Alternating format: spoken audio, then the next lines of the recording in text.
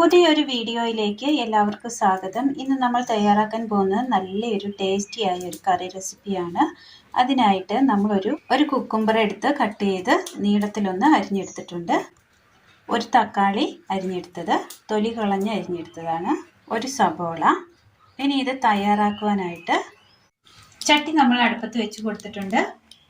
ഒന്ന് ചൂടായി വരുന്ന സമയം ഇതിനകത്തേക്ക് ഒരല്പം എണ്ണ ഒഴിച്ചു കൊടുക്കാം. ചട്ടിയിലെ എണ്ണ ഒന്ന് ചൂടായി വരുമ്പോൾ ഇതിലേക്ക് നമുക്ക് സബോള ഇട്ട് കൊടുക്കാം.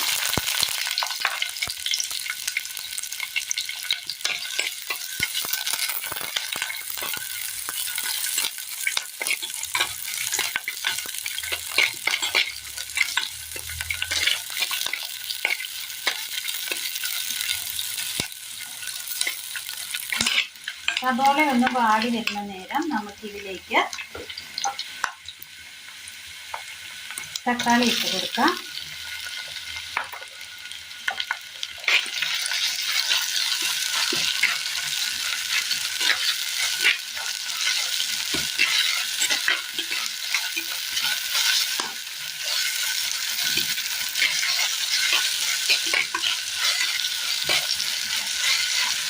തക്കാളിയും സബോളയും നന്നായി ഒന്ന് വാട്ടിയെടുക്കണം.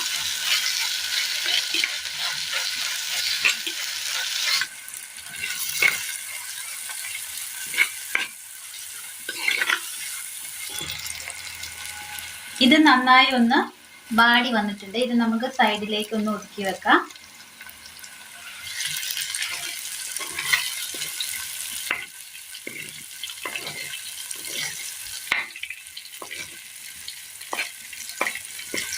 ഇതിലേക്ക് നമുക്ക് മല്ലിപ്പൊടി, മഞ്ഞൾപ്പൊടി, മുളക് പൊടി,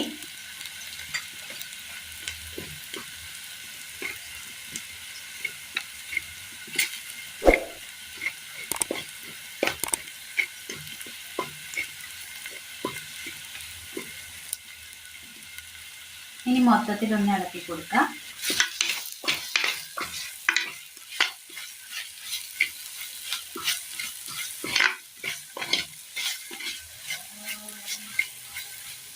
പൊടികളൊക്കെ ഒന്ന് മൂത്ത് കിട്ടിയിട്ടുണ്ട്. ഇതൊന്ന് നമുക്ക് തണുക്കാനായിട്ട് മാറ്റി വെക്കാം.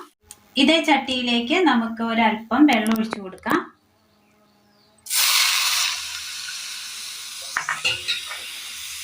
ഇനി ഇതിലേക്ക് നമുക്ക് നുറുക്കി വെച്ചിരിക്കുന്ന കുക്കുംബർ ഇട്ട് കൊടുക്കാം.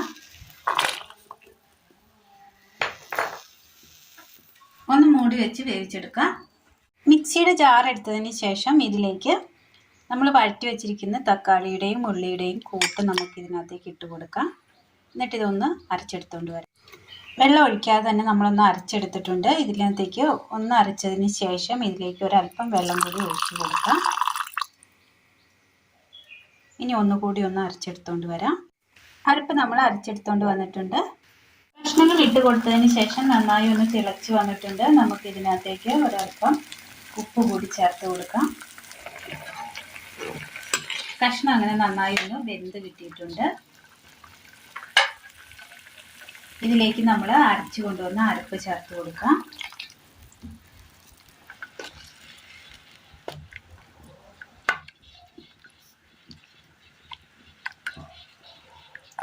അരപ്പൊഴിച്ചതിന് ശേഷം നന്നായി ഒന്ന് തിളച്ച് വന്നിട്ടുണ്ട്. ഇതിലേക്ക് നമുക്കൊരല്പം പുളി ഒഴിച്ചു കൊടുക്കാം. വാളംപുളി പിഴിഞ്ഞ വെള്ളമാണ്.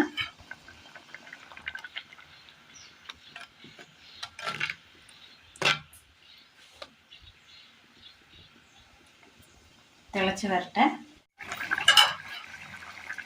അരപ്പൊഴിച്ചതിന് ശേഷം കറി നന്നായിട്ടൊന്ന് കുറുകി വന്നിട്ടുണ്ട്.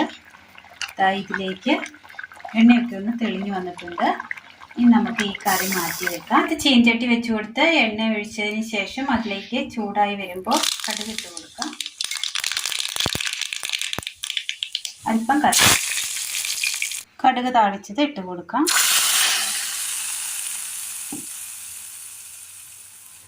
ചോറിന് ഒഴിച്ച് കഴിക്കാൻ പറ്റിയ നല്ല ടേസ്റ്റിയായ നല്ലൊരു കറിയാണ് ഇന്ന് നമ്മൾ തയ്യാറാക്കിയിരിക്കുന്നത്. ഇതിനായിട്ട് തേങ്ങയൊന്നും തന്നെ വേണമെന്നില്ല. ഗ്രേവിക്കൊക്കെ നല്ല കൊഴുപ്പാണ്. എല്ലാവരും ഒന്ന് ചെയ്ത് നോക്കാവുന്നതാണ്.